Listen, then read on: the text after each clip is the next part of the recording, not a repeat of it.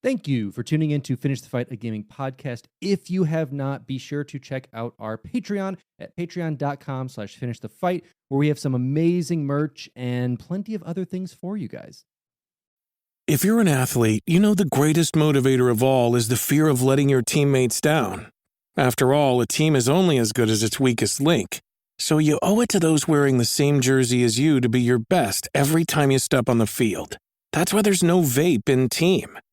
When you vape, you can expose your lungs to toxic chemicals that can damage your lungs.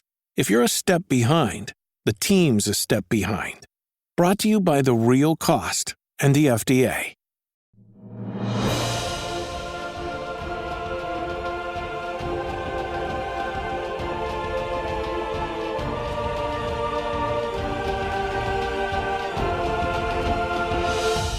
Welcome back to another Finish the Fight bonus episode.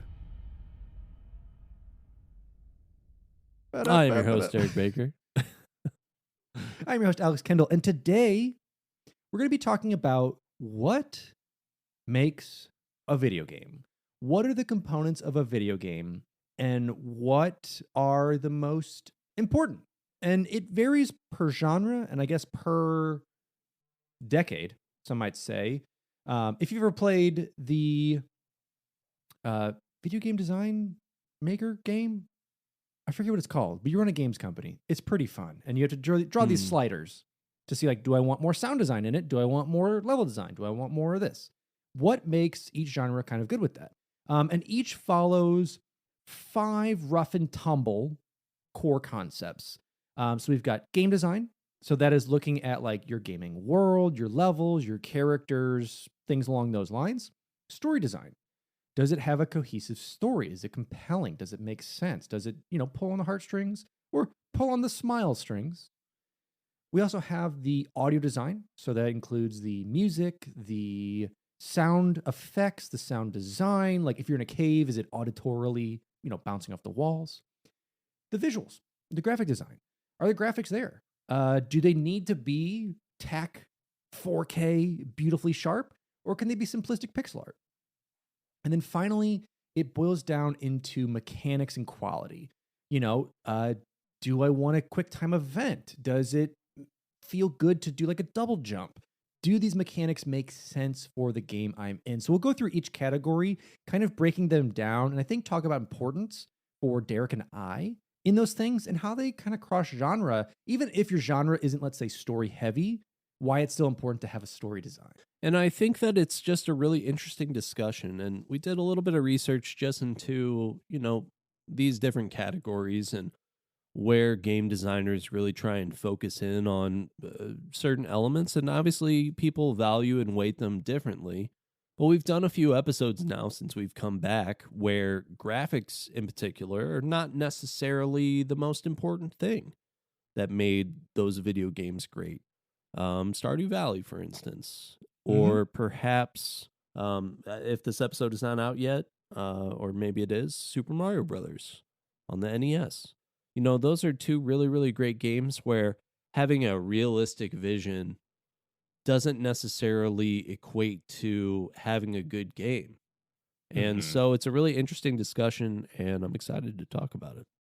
Yeah, exactly. So let's go ahead and we'll dive into game design first. So as I had said, game design encompasses your gaming world, your characters, your levels, your feel, your colors. That includes visuals with it, but like, how does the design of the actual world of the game fit in there? And this, to me, is one of the more important ones to it. Like, how do I get immersed? Why do I feel for these characters? Are the characters cool? Is there like a cool cybernetic character for like this future game? Is there a cool medieval looking character for this? Is there a cool anime character for all of the Final Fantasy titles? Game design for the gaming world and character design is insanely important. And it is one of the first things, at least for me, that brings me into the overall game and kind of makes me want to sit down and play. Yeah, I agree. And I think that this one, it is easy to sort of get confused with graphics because So just when you're talking about like game design and world building and all that stuff, I think that it's easy to just equate it to the graphics aspects because when you think of like a God of War or a Skyrim Mhm. or a Red Dead Redemption or something like that, you're not building this linear level. You're building like an open world game where it's really Mhm. important that everything remains fluid and you feel immersed and all that different stuff. Whereas maybe you have a side scrolling title like a Super Mario Brothers, maybe like a Hollow Knight. And there Mhm. is a certain artistic aspect to those games that doesn't always necessarily reflect itself within good graphics. It just Sure. is more important to the themes of the game. And so to me, game design is just your clear artistic vision. And I think that unless you have a good game design when it comes down to the characters, to the world building, level building, like you said, if you don't have that clear vision in your head of what your game is going to look like, then you can't really do a lot with the other categories here. So I 100% believe that this is the most important one. It is, and it leads into, like you said, a lot of the other things, like into the storybook, into the storyboarding of this game, and like what the actual like what the your antagonist and protagonist are doing in it. It is huge, and it's also figuring out the gaming like mechanics of it, which build into that. How is the game played? So you start off with your your world overall in this game design, and that's where, at least for me, I would start because yeah, that influences so much of what you're going to do. Look at Borderlands. Borderlands is a on paper a simplistic first person shooter that has randomized loot. Then you start to add in the characters. You give comedic timing to the characters. You make it more of a comedy game. And then you add in the cell shading. And then that's where you get these graphical enhancements to it that make it its own art style that builds into the game. Then, like I said, the sound design, building into these funny quips and these different characters that you play as. And so, yeah, as you start to get that character design down, because I mean, that's Mario, that's Sonic, that's Link, that's all of these amazing characters that we see, and then building those worlds around it and building these, especially when it came to the start of the 90s into mid late 90s and wanting to build out universes that these characters kind of not lived in but worked in but thrived in is where we need to start that out and to see and respect how much it takes to just start this off. And If you don't go ahead.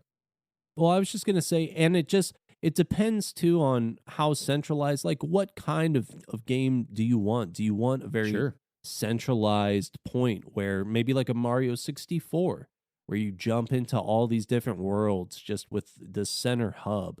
Do you want it to Mhm. be this constantly, walk in, walk out, basically like a Skyrim, with the exception of the holds and the caves and all that stuff? Sure. Do you want it to be like a Witcher 3? Do you want it to be like a Super Mario Brothers?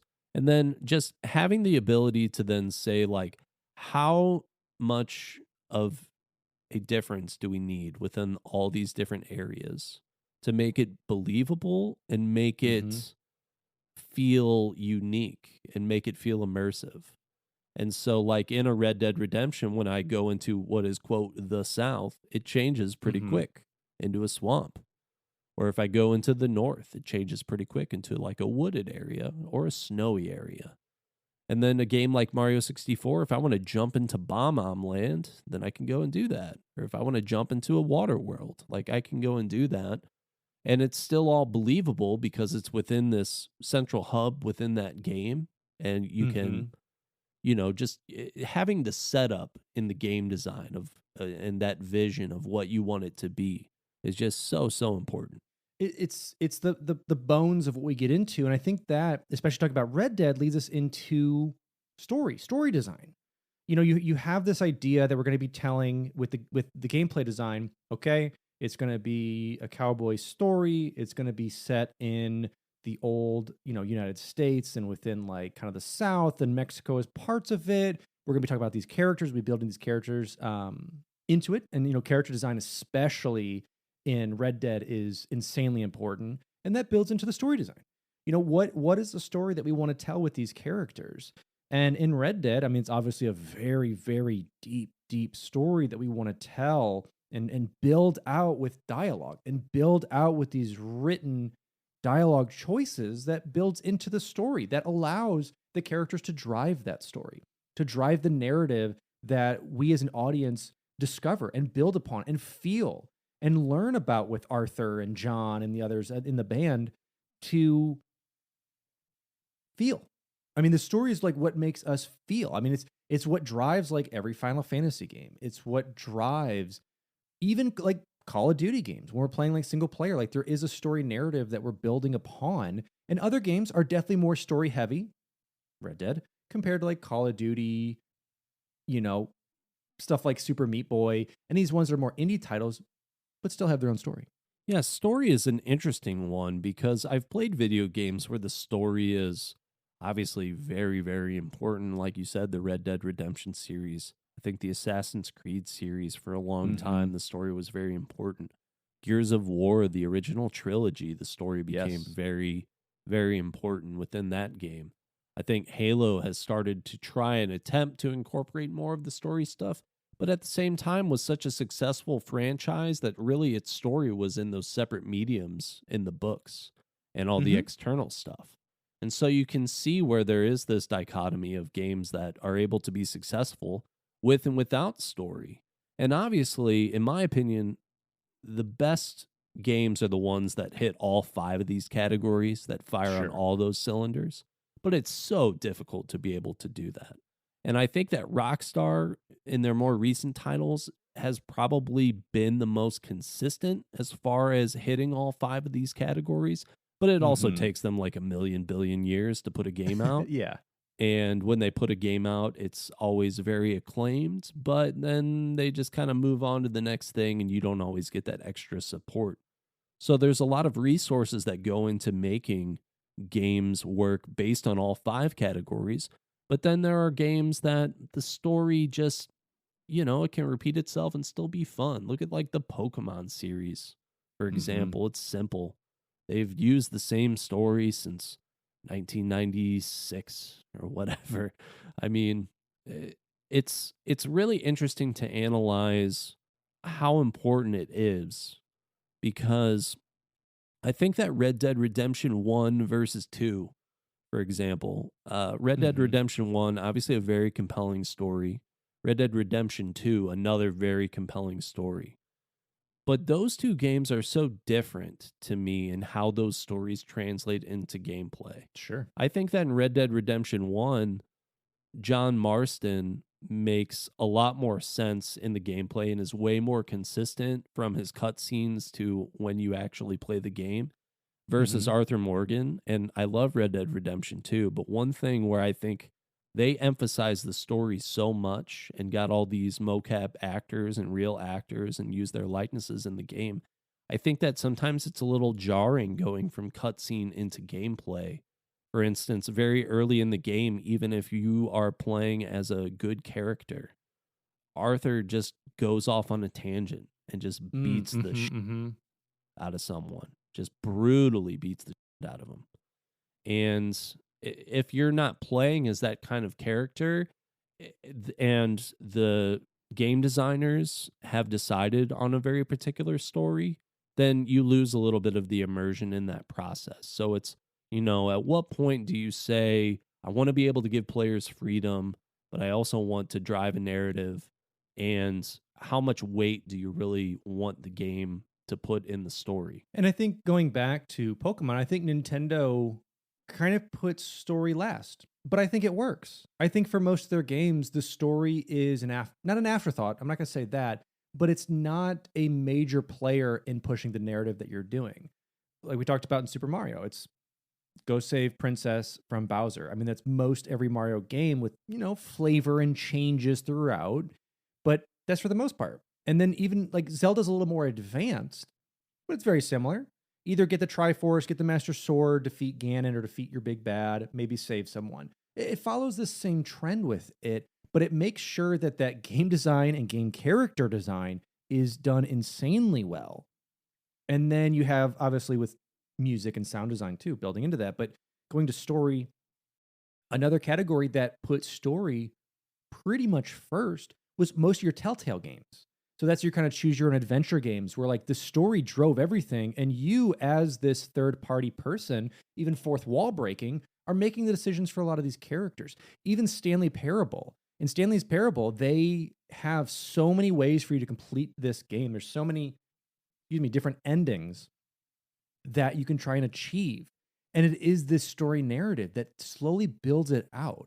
And when you have such a great, compelling story, whether you're choosing your own adventure, whether you're playing as Arthur Morgan, whether you're even playing as like Lara Croft, going through like tomb raiding, there are so many elements that we remember, so many lines that we remember from games that drive on and make this a huge shift from early games, which may have tried to have a story or play on something, but games became more cinematic when more attention to detail was put into the story and the dialogue. Because once you have that, you can start to be cinematic. You can start to actually have actors play these things than to have, an 80s or 90s voice clip of like Cowabunga playing when you're a Ninja Turtle into now having a story built upon that. Which I would just play that game all day long. Cowabunga, baby.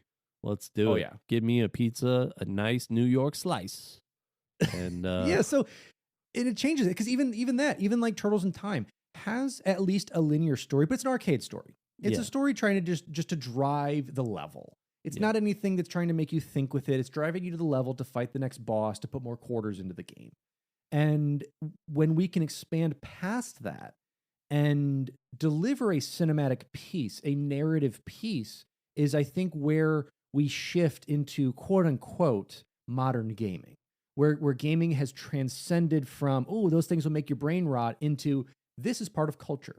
This is a cultural piece that has shifted to tell a story very much like going down to your local movie theater or HBO or, whatever's telling the story. You're now seeing it on your own screen and you get to be the character in that story. Absolutely.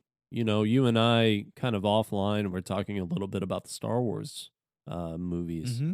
And the most recent Star Wars title, the Fallen Order.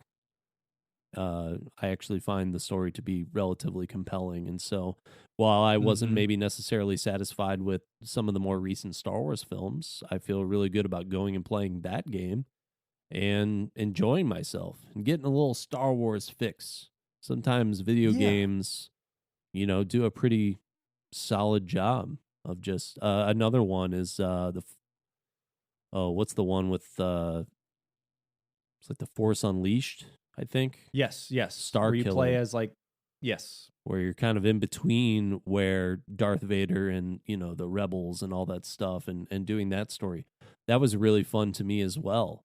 So there are a lot of times where video game stories just kind of fill gaps even between real life stories, or not real life stories, but real life media that has its own story.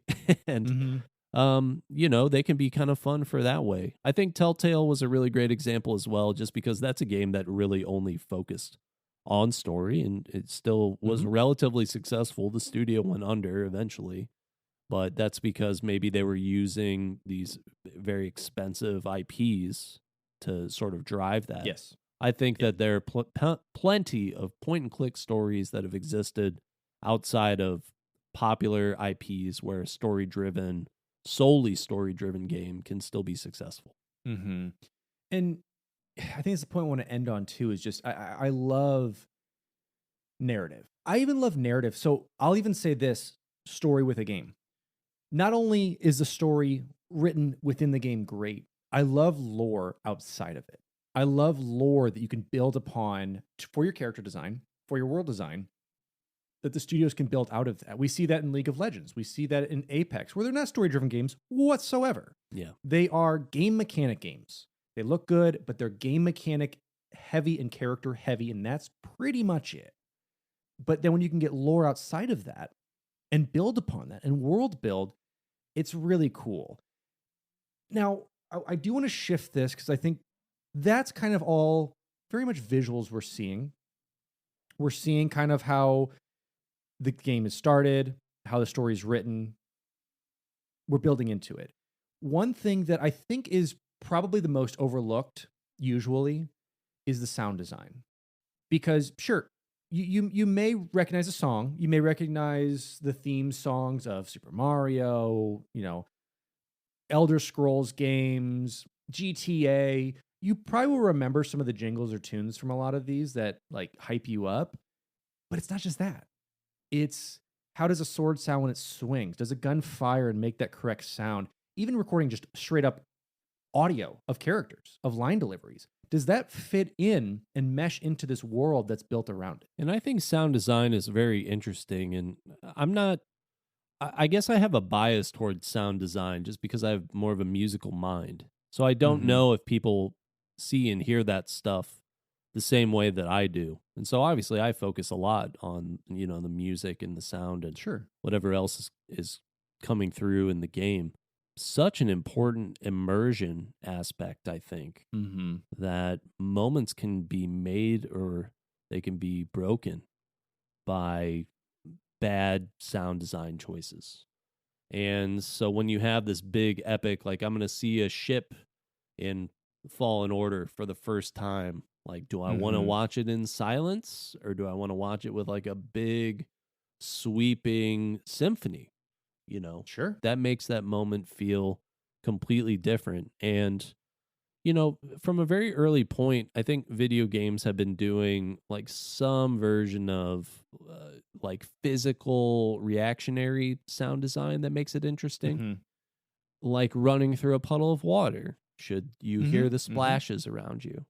And we've done some podcasts in the past, like Age of Empires, I think we did, where they go and do the recordings in a cave to try and like make a more interesting sound. And so there are definitely video games that try and think a little bit outside of the box and try and incorporate a little bit of realism into their video games. I feel like the music and the actual like physical effects, like hitting a shield or hitting a sword on a piece of metal, like those two things have to work in tandem. Because if I'm hitting that sword on a piece of metal and the music kind of cuts out so I can hear the metal, or vice versa, all of a sudden I could just do whatever I want and the music is just going to totally take over. I played video games like that just aren't made very well in that regard, and it can just feel a little silly. Yes, you have to have that perfect media fix where, like you said, like the audio within, like, let's say music to start it off with, you have those sweeping scores that work for like, a game that has that beautiful landscape and just you can feel it. When you get like that actually like body feel from the music, Halo did it. I mean, oh yeah. When you hit a ba ba ba ba and like you're going through and fighting this, like it pumps you up. You feel it. Then you get those very light scores of just like a couple strings going when you're like discovering some Forerunner stuff or going through and like seeing Halo for the first time. Halo has always done such an amazing thing with the music. And the sound design itself too. The guns sound great and they've improved that over time. Yeah. But the music's always been on point with it. And even a more modern game that did okay, but has one of my favorite levels that brings the hecticness along with it that it should, is Back 4 Blood. Ooh. And in Back 4 Blood, I gotta hop back into this. We need to jump into it because there's a level where you are at a bar. And very much like with Left 4 Dead, there are sequences where you have to like fight a horde while something's happening and you're waiting for things to happen. You are setting a distraction at this bar so that buses of survivors can get loaded out and you attract the zombies. Well, what you do is you kick on the jukebox and it plays, I think it's like 3 or 4 different songs, but my first one was Black Betty. Yeah. And like having that go with overrunning hordes and just like swinging melee weapons and like opening fire on zombies that are upon you, it is that Halo feel to it. It is the bump up a bump, but like using a song that was made by a band to just produce music to fit that in to your video game and have that visceral feel to it of being like it felt good. It felt amazing to like play a zombie game, which has been so overdone, but this level made it feel it made it feel like a Marvel moment when you're going character to character and they're like hitting different people, taking stuff down. That's how that felt. It's just like that cohesiveness of hearing like zombies come in, this music blaring over that sound because you crank that jukebox up. It's so cool. Yeah, it reminds me of a scene. I don't know if you saw the TMNT movie, but they have to capture all these monsters. And I'm pretty sure it's very similar to that moment in Back for Blood. They captured the last monster, and Black Betty comes on. They're like at this diner, and it's just absolute pure chaos. But there are moments like that that can be from a movie or an animated series or a video game that just kind of stick with you, and you make the connection through the music. Like as soon as you said the bum bum bum bum, I'm like, oh yeah, I remember all those moments playing the early Halo games and just having a lot of fun with it. And you know, it doesn't always have to be like that. It like we said, it can be really subtle. Is Pokemon Red and Blue the same without the random monster crying noises when they come out of the Pokeballs, you know? Obviously it was nonsense, but it just gave you this feeling of, well, that's that monster's sound, you know? Yes. And you get that. And then there have been video games that are entirely based on sound. DDR, Rock Band, Guitar Hero. You can make a video game hyper-focused on any 5 of these categories, I think, and make it a good game. Yeah. And even like we're seeing a lot of indie titles where basically the creator is also working on all 5.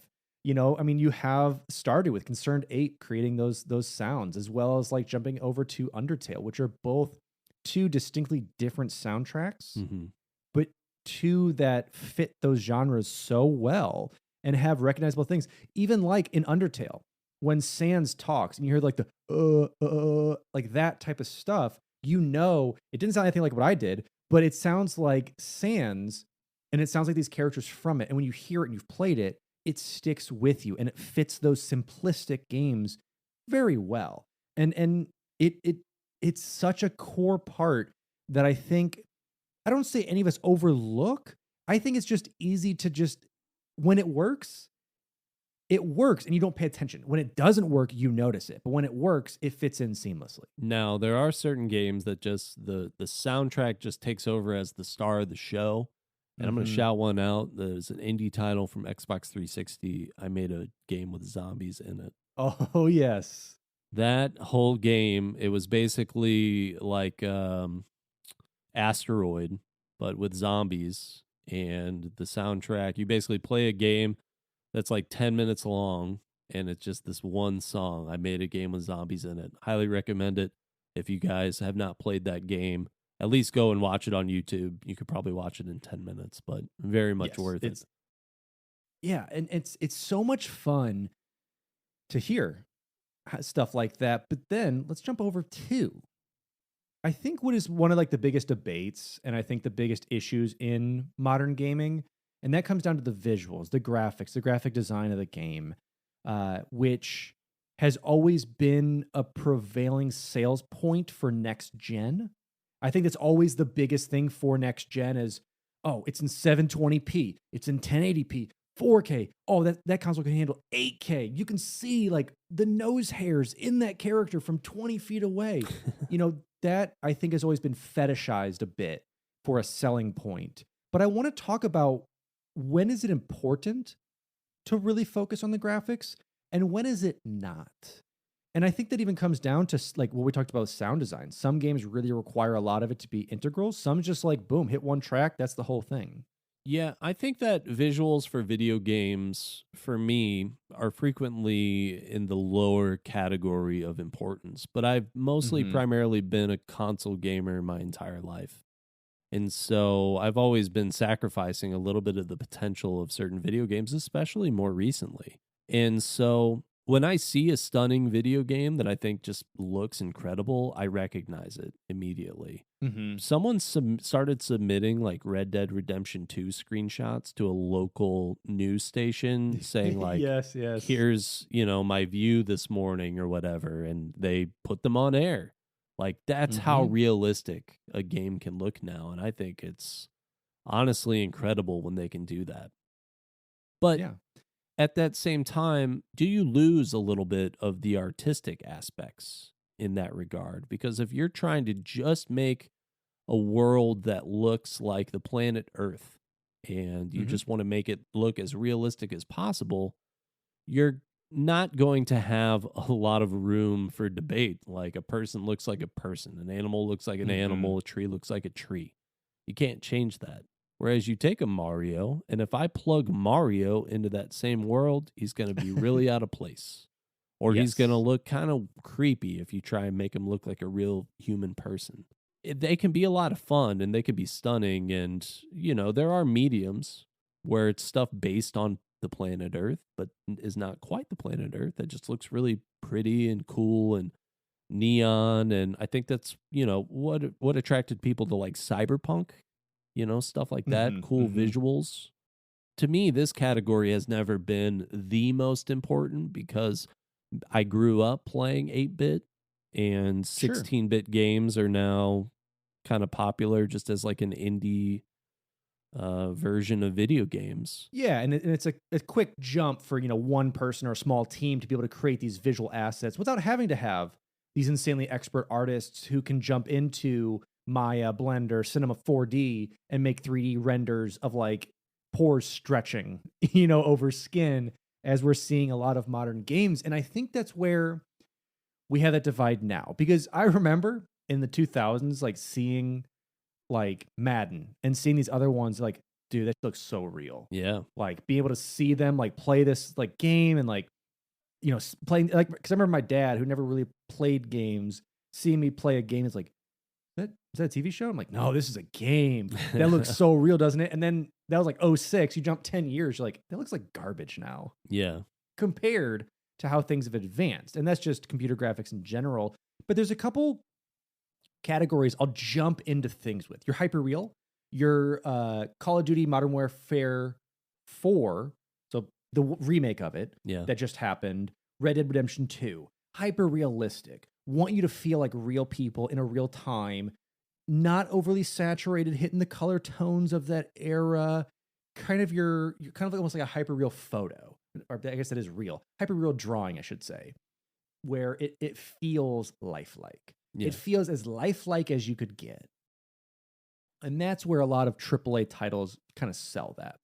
Then you hit onto oversaturated realism, like No Man's Sky. It feels like you could have these flora and fauna in somewhat real life, but it's overly saturated, colorful, beautiful. And we see a lot of games doing that, especially animated games like Ratchet and Clank, that bring this really beautiful, stylistic art that could be quote unquote real in this universe, but it doesn't have to relate to, like you said, like the oak tree outside. It doesn't have to look and feel like that. It can just be in that realm of it. Yeah, absolutely. I think that there are a lot of games that definitely hyper focus on those as selling points. And I think Mhm. they'll always get people to buy games just based on the visuals alone. So I think that it is a smart selling point. You're not going to be able to sell a video game for the most part and be like, but our soundtrack's really cool. Like, that's just not going to Mhm. happen. People want No, cutting for edge technology for visuals that yes. extends beyond video games. It goes into, we had VHS to DVD to Blu ray to 4K. Obviously, all the advancements just in televisions in general and gaming monitors and Mhm. things like that. And so it is something that will always continue to be an important focus for groups that make video games, especially AAA titles, not like the people that are just hoping to make a game because it's their passion project. For sure. And then we're not going to see that because AAA studios are at this point really the only ones that can do that with like Horizon Forbidden West that just came out. Seeing like this amazing skin detail and like hairs on the skin, like stuff we usually don't see like in gaming things, but like seeing these minute details are beautiful. And when you pair it along with either good story, good mechanics, good gameplay, it adds to it. But then you can also just look at all these other simplistic games that aren't necessarily AAA titles, but they could be like Fortnite. Fortnite has no realism to it. No. It tries to be this cartoony, silly self of it, and that's what sells it. And I think that's what works for a lot of general audience for that. Overwatch did the same thing. Silly, goofy graphics of potentially real things. Not the most cutting edge on either of those, but they sold a lot. So does that make it? Is it always going to have to be those graphics? Among Us. Among Us is one of the most played games of really all time, and all it is just these like 2D little pixel dudes running on like a 2.5D map. Yeah, in a very gray background and a very Mm-hmm. just bland environment. And it's not always what sells a game, but it does help if your game is Sure. maybe not as good in some of the other categories. Maybe the gameplay is not that good. Maybe the game's really short. You spent Yeah. so much time making the game, graphically appealing. Call of Duty World War II, beautiful cutscenes. Some of the greatest I've ever seen, to be honest. Very, very short video game. One of the first Call of Duty games that I played in a long time. A lot of fun. And the graphics definitely made it more compelling in those story moments. Yes. All other things aside, it was a Call of Duty game. But it can help. Yeah, but they want to tell that realistic story. Call of Duty wants to be that movie that you get to control one of the protagonists or various protagonists in it. And it does. It's done for years really well at selling the movie quality of it, the writing in it, the visual narrative in it. It does really well with that. Now you can play multiplayer and just jump into that, and Sure. it really has no story aspect of it. But when you bring in those single player stories, and I'm glad that we're having a resurgence of single player story games. We kind of died out for a couple years where it was like sacrifice the story for making loot boxes. Yeah. But we are bringing those back, and that's very exciting. I'm very excited to support those games and be able to experience new stories. One to bring up real quick was one I played on stream a couple months back called Medium. Mm-hmm. Medium was a very interesting visual story where you, not to spoil anything, but you're basically detecting of like who this person is, these details that you've got because you worked at this morgue and you saw dead relatives, but you can shift between basically what is kind of like a hell purgatory in real life. And it created this really cool visual narrative to be able to play through. So there are not just graphics in terms of like, can I max out, my 4K 144 like P screen stuff I'm working with, get that refresh rate way high on it. Yeah. But can I also just like make it visually appealing? Yeah, it definitely is more than just a graphical quality. It is also a color scheme, like you said, with No Man's Sky, that kind of like Soho neon kind of vibe. Yes. And and those colors, those highly saturated colors are, eye popping, eye catching. yeah, they immerse you into it. And it's especially like after we got out of the 10 years of grays, browns, and drab and finally added some color to games, that's where we kind of made that shift. So yeah, it's I think the visuals are always one of those things that hit a controversial point at times where they're just like, oh, it's not real enough. Ugh, the hair doesn't flow perfectly for this thing to look visually correct. And it's like, is that the most important thing we're working with here? Or can we let some of these things slide to enjoy the rest of what the game brings us? Is that like a PC gamer thing? Like, do you think that has been brought on by the prevalence of or the resurgence of PC gaming? For a little bit, for like a lot of the memes of like ray tracing 4K, but a lot of it comes to console quality, like jumping to the PS5 and jumping to the Xbox, whatever. Like I think bringing that too and being like, look, 4K gaming for this. Mm-hmm. And I think PC has always held its own for a while. I think it's like into the quote unquote console market again because consoles are catching up to PC quality. But I mean, that was even the jumping from cartridge to disc. And then from disc to Blu-ray disc, and those jumps. I mean, that was always kind of like I said, it was fetishized as like that's what makes a good game a game. If it looks great and it plays great, the humans look insanely real. I think that was also just the evolution coming out of the 90s and then into the 2000s, and then from the 2000s coming into the 2010s, where we do start to see more of like, HD is a regular, 4K is coming. Like we start to see and want to see those things. And I think it followed the trend of movies and television itself of getting HD. Yeah, that makes sense. I think that it just, to me, I know that there's like a lot of online discussion about getting like, obviously the greatest and latest graphics card that you can get. You want those amazing visuals. That's really important to a lot of people when it comes to upgrading their PCs. Whereas for me with the PlayStation 5, I was definitely more interested in the performance versus like the PlayStation 4. Because it got to a point to where the visuals were becoming an issue on the performance of my PlayStation 4. And so I don't know if PC gamers kind of have that same problem, and if that is like transformed a little bit more into like I need to be on the cutting edge so that I have this performance advantage or not. Because those two things, I mean, they do kind of coincide with our next topic. Mhm. If you don't have the hardware for these really nice graphics, then sometimes you're going to run into mechanics issues or immersion issues, I think. Hey there! Did you know Baker's always gives you savings and rewards on top of our lower than low prices? And when you download the Baker's app, you'll enjoy over $500 in savings every week with digital coupons. And don't forget fuel points to help you save up to $1 per gallon at the pump. Want to save even more? With a Boost membership, you'll get double fuel points and free delivery. So shop and save big at Baker's today. Baker's, fresh for everyone. Savings may vary by state. Restrictions apply. See site for details. Hey, it's Kaylee Cuoco for Priceline. Ready to go to your happy place for a happy price? Well, why didn't you say so? Just download the Priceline app right now and save up to 60% on hotels. So whether it's Cousin Kevin's Kazoo Concert in Kansas City, go Kevin, or Becky's Bachelorette Bash in Bermuda, you never have to miss a trip ever again. So download the Priceline app today. Your savings are waiting. Go to your happy place for a happy price. Go to your happy price, Priceline. Yeah, and so getting to like game mechanics, I think a lot of that breaks down into how does your game play, mechanically speaking, like you said, like kind of overclocking it and making sure it works, but also is it fun to play? Is it a game where I feel like I am having fun in this platforming? Does like a double jump feel good? Do these mechanics within the game make so that your immersion continues along with it and it makes it fun to play?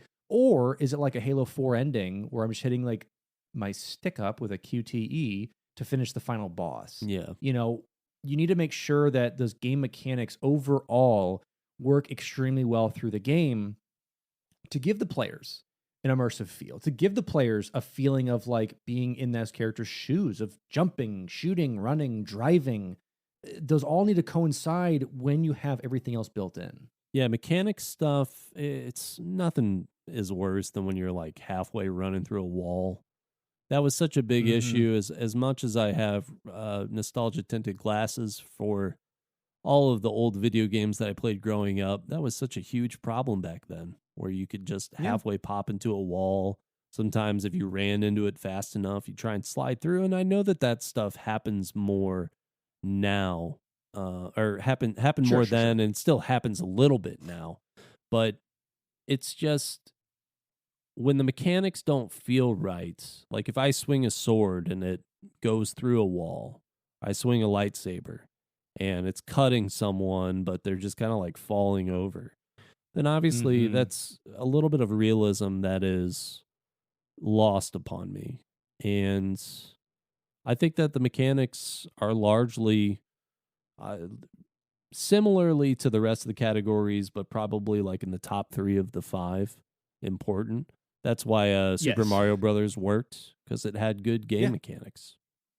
It had amazing game mechanics for the time, and like being able to run and like long jump, short jump, long jump by holding the same button is crazy. And I think modern day, 2 things in game mechanics. One is quality assurance. So that is testing your game out. And we do have game testers now. I mean, it's actually a role, not just people playing the game, but people come out and like try and break it all day long. Yeah. So we usually get those bugs ironed out. But then you have stuff like the Assassin's Creed, where like on cutscenes, it's just like the eyeballs and the teeth and like the skin is gone. Like little like glitches the like Ezio that. trilogy, the remaster where. Yes. It'll take you out of those things because it was rushed. Or look at a couple other different quality assurance things going into like the Grand Theft Auto trilogy that just came out, where they did like ports of like Vice City and 3 and these other ones that are just not only just look terrible, but were just ported poorly and rated poorly because of that. But then look at games like Titanfall and Apex that, in my opinion, have perfected movement entirely. You feel like you're running, you feel like you're walking, and the sliding moments, it feels good. Those mechanics feel great.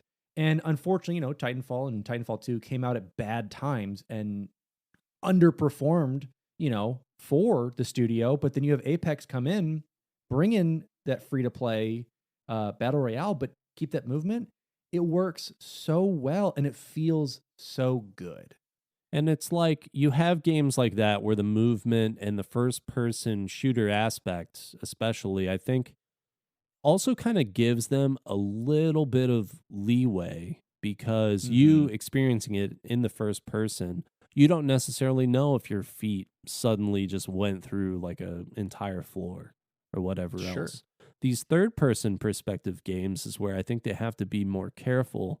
Because, like, if the character is floating inches off the ground as they walk, you're going to notice that. And you're not going to be as immersed in the game. And so certain mechanics in physics have gotten a lot better. I think about not having the floating feet, not having the static water or, just the unending sky. They've done a lot with like sunlight and lights in general and things that sort of tie into the graphical developments a little bit more as well. Yeah. That keep you immersed, but are also important to making the mechanics make sense. And mocap technology in particular has been very helpful for player movements and things like that, adding more realism into these games. And I think that that's one of the better developments that video games have made, just being realistic and especially in like a sports genre, being realistic about how a player catches a ball, how a baseball is thrown or a batter swings, how someone kicks in FIFA or slaps a puck. All that stuff has not only become like from when those sports games first came out, not only become very realistic in the graphical sense, but also customized to the point to where if I want Steph Curry's shot versus Michael Jordan's shot style, I can pick between those two things in NBA 2K. And those are the things that make games more immersive versus like NBA Jam, where it's 5 guys that look like they're about 90 feet tall compared to the, regardless of how tall they actually are. All taking the same kinds of arcadey random shots, or NFL Blitz, where all of a sudden the guys are just launching their entire bodies, regardless of size, at their opponent. They've gotten so much better about that stuff. But even then, those game mechanics worked for exactly what those games were for. Look at like even like adaptations to that idea of going over the top in like Goat Simulator.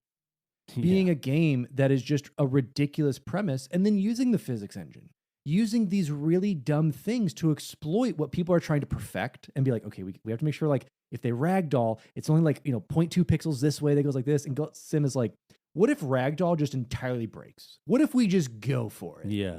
And you have those games and those are the mechanics of that game. And it worked really well for being the first in this weird physics-based game.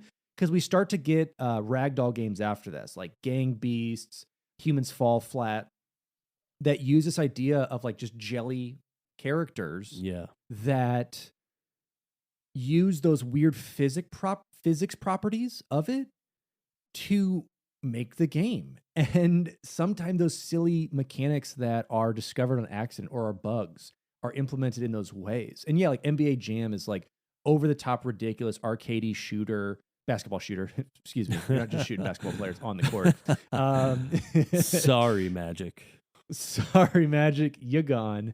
And then like, NFL Blitz. Like NFL Blitz 2000 was one of my favorite football games for a while because it was so dumb. But then when they did the Blitz remake, I think they just took it and tried to make it too real. Oh. And like I own that game. Yeah. It was fun, and they needed but you're right. But make it more arcade. Like leave Madden. Madden, boom. That's its own league. Yeah. Make a more ridiculous thing. Like Blood Ball is another ridiculous style of sport with it that's like football-esque, but it doesn't take itself seriously in the mechanics department. It knows it can't be a Madden. And that's the huge shift that we see between Grand Theft Auto and Saints Row. Saints Row 1 and even 2 tried to be GTA clones. Then they went, listen, we can't touch GTA. we need to do our own thing. And then 3 and 4 and all those kind of went off the rails and made their own mechanics with it. Superhero mechanics, ridiculous guns, ridiculous things that felt like GTA in its own very neat, tight, compact mechanics it's had for years, and then shifts it. And you bring up an interesting point just with the ragdolling, that pretty much all 5 of these categories can be one direction or the other and still make a good game, probably with the exception of sound design, I would say. I think if you take 4 of these 5 categories, you make really bad graphics, if you make outrageous mechanics, if you have a silly story and your vision is exactly that, then you could still make a really great game. That's a lot of fun, like a Goat Simulator. Yeah. Is Goat Simulator going to outsell a hyper-realistic game, a Red Dead Redemption? Probably not. But One is it going to can take hope. nearly as much effort? No, it's not. No. And that's too. I think that's another category is we can talk about whole thing is time versus price, time versus quality of getting things out there. When you have, $500 million spent on a game, I mean, you could make it the most realistic thing with the amazing story. But when you're working with a budget of 100,000, or you're working with like you and I mortgaging our homes and hoping to put it out there like Super Meat Boy, like Yeah. you're working with what you have in your small kit of what what you can discover on the internet, and just the talent and time you have. So I don't want to fault any of these games we've talked about. They all have pluses and minuses. No game hits a 10 out of 10 in every category for these, for like the quality put into it. You have to have the sliders. You have to know that time is real. Time is the one thing you can't shift with these things. And AAAs have fallen victim to time. Battlefield, even Halo Infinite to a point, especially multiplayer. Yeah. They've taken hits where maybe if they sacrificed a little bit of this, then they could have put it out there. But time is a bitch, as they say. But yeah, let us know what you're thinking about, like all these different game ideas with it, whether it's in the game design, any aspects that you think are most important or that you think aren't, or games that do one better than the other. Let us know with that. Absolutely. I'm really curious what everyone's thoughts are on what kind of games they think do not only one of these categories really well, but maybe a category where you feel like they should have focused in a little bit more and made a game better. I think that there are a lot of video games that can be analyzed in this kind of 5 category system. Absolutely. And what do you think is the most important? What's one thing that you also feel that's lacking? Do you think that people need to focus on story more? Or is it per genre? That is also another fun discussion. So let us know. And as always, let us know some more topics that you want Derek and I to kind of cover in depth, bring up about, have a discussion about, and we'll get them over to you. All right, guys. Well, it's been a lot of fun, and we'll see you next time. You're beautiful. Love you guys. Bye.